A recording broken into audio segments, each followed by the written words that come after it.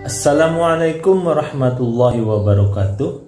Teman-teman, mari kita diskusikan kembali tentang angka indeks atau angka yang menunjukkan sebagai ukuran perbandingan dalam statistika.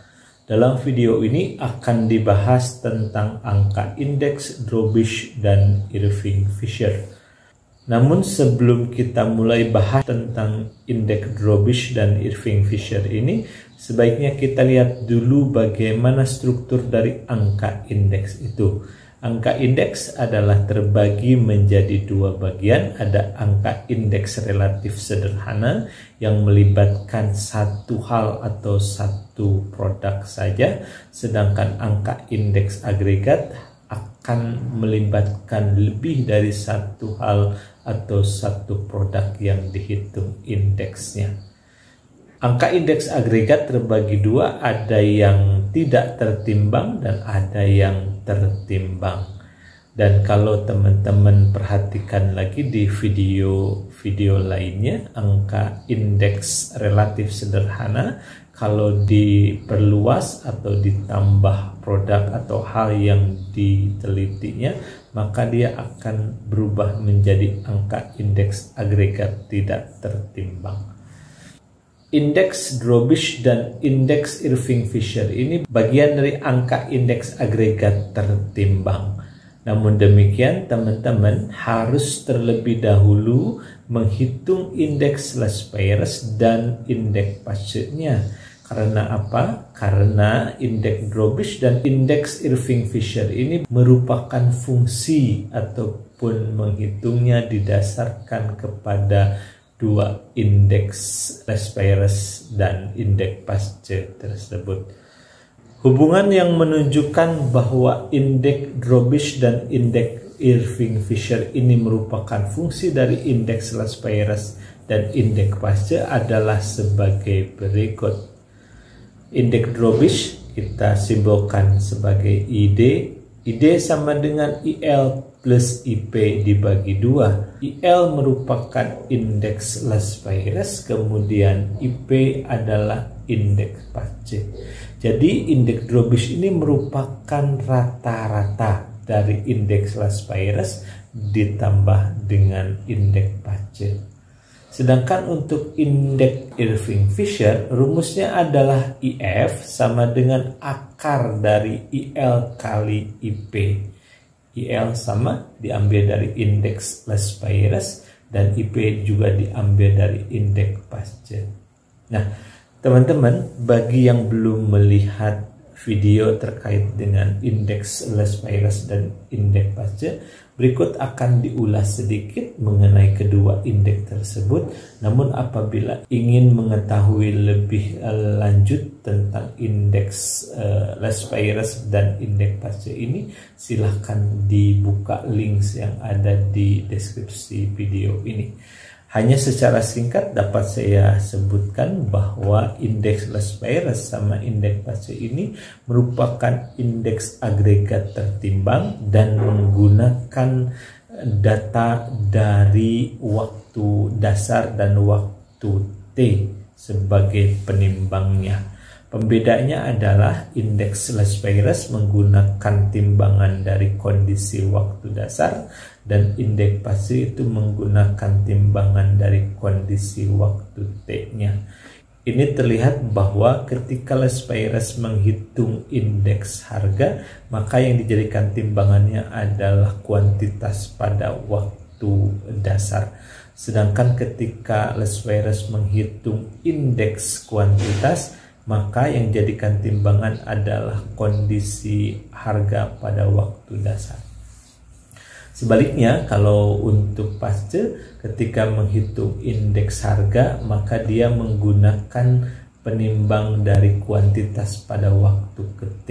Dan ketika Paget menghitung indeks untuk kuantitas, maka menggunakan kondisi harga pada waktu ke T. Ingat, secara umum kedua indeks tersebut akan menggunakan penimbang secara silang, artinya ketika menghitung harga maka yang digunakan sebagai penimbangnya adalah kuantitas. Dan ketika menghitung kuantitas, maka yang digunakan sebagai penimbangnya adalah harga. Jadi sebagai kesimpulan, kondisi waktu dasar dan kondisi waktu T ini dipergunakan sebagai penimbang atau bobot dalam perhitungan indeks Lespeyres dengan kondisi waktu dasar dan indeks fase dengan kondisi waktu T. Nah, teman-teman, berikut adalah contoh untuk perhitungan indeks Drobish dan Irving-Fisher. Kita gunakan hasil yang kita peroleh ketika sebelumnya menghitung indeks Lespeyres dan Pace.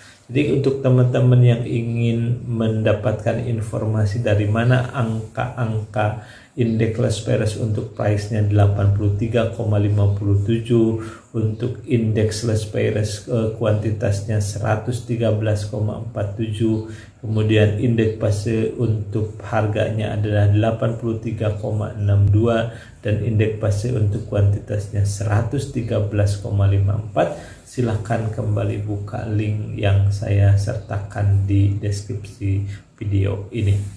Mari kita hitung untuk indeks Drobish-nya. Untuk harga berarti IDP, artinya indeks Drobish price, sama dengan IL price ditambah IP price dibagi 2.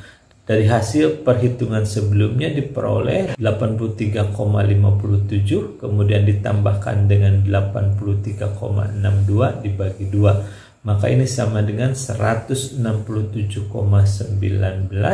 dibagi 2. Maka hasil akhirnya adalah indeks Drobish untuk harganya adalah 83,595. Bagaimana untuk kuantitasnya? Untuk indeks Drobish kuantitasnya berarti IL kuantitas ditambah IP kuantitas dibagi 2. Dari hasil sebelumnya juga diperoleh bahwa IL kuantitas adalah 113,47 ditambah 113,54 dari IP kuantitasnya dibagi 2. Berarti ini sama dengan 227,01 dibagi 2. Hasilnya adalah indeks Drobish untuk kuantitasnya adalah 113,505. Bagaimana sekarang untuk indeks Irving-Fisher-nya? Ini adalah untuk harganya, IF price-nya sama dengan akar IL price kali IP price, sama dengan akar 83,57 kali 83,62 sama dengan akar dari 6.988,1234. Teman-teman bisa menggunakan kalkulator atau menggunakan aplikasi Microsoft Excel untuk menghitung akar dari 6.988,1234 ini. Kalau kita hitung, ini diperoleh bahwa akarnya adalah 83,5949926. Atau kalau kita bulatkan, IF price-nya adalah 83,5950. Kemudian untuk indeks Irving-Fisher kuantitasnya, berarti IF kuantitas sama dengan akar IL kuantitas kali IP kuantitas. Untuk kuantitas dari Lespeyres-nya adalah 113,47 dan kita kalikan dengan indeks fase untuk kuantitasnya yaitu 113,54. Berarti hasilnya adalah akar 12.883,3838. Diperoleh 113,5049946.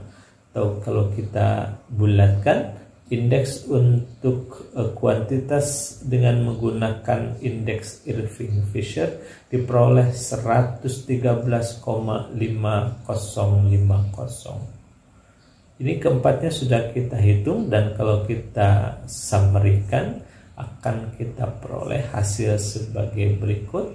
Ini indeksnya untuk Drobish dan untuk Irving Fisher.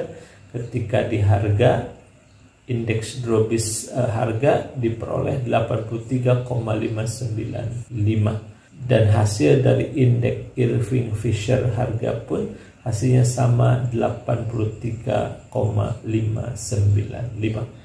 Untuk kuantitas tadi, untuk indeks Drobishnya diperoleh 113,505,